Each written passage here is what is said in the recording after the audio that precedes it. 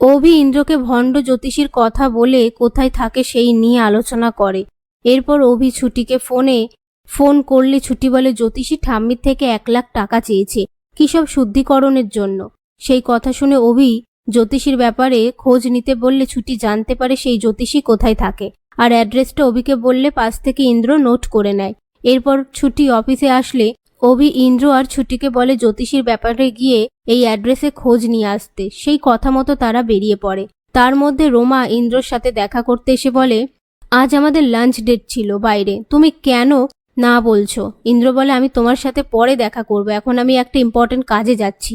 রোমা বলে, দেবদত্ত রায়চৌধুরী কেসের ব্যাপারে? ইন্দ্র বলে, এত প্রশ্ন করবেন না তো, আপনি জানতো। তখনই ছুটি সেখানে আসলে ইন্দ্র বলে, কারোর সাথে কথা বলছিলে নাকি? ইন্দ্র বলে, না না, চলো। এই বলে সেই জ্যোতিষীর অফিসে এসে ইন্দ্র রিসেপশনিস্টের থেকে অ্যাপয়েন্টমেন্ট চাইলে রিসেপশনিস্ট না করে দেয়। তখন ছুটি আড়াল করে ফোনে সবটা ভিডিও করে, এমনকি ছুটিও রিকোয়েস্ট করলে তারা সে কথা শোনে না।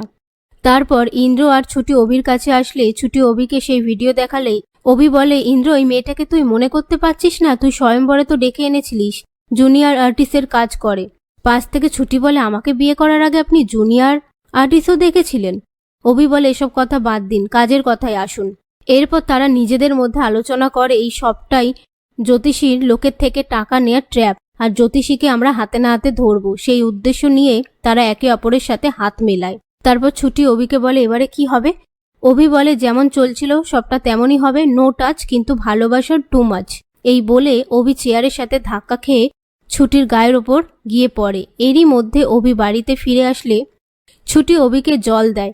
অভি সবার সামনে দেখিয়ে ছুটির সাথে রোম্যান্স করতে থাকে। সেটা দেখে সবাই রেগে ওঠে।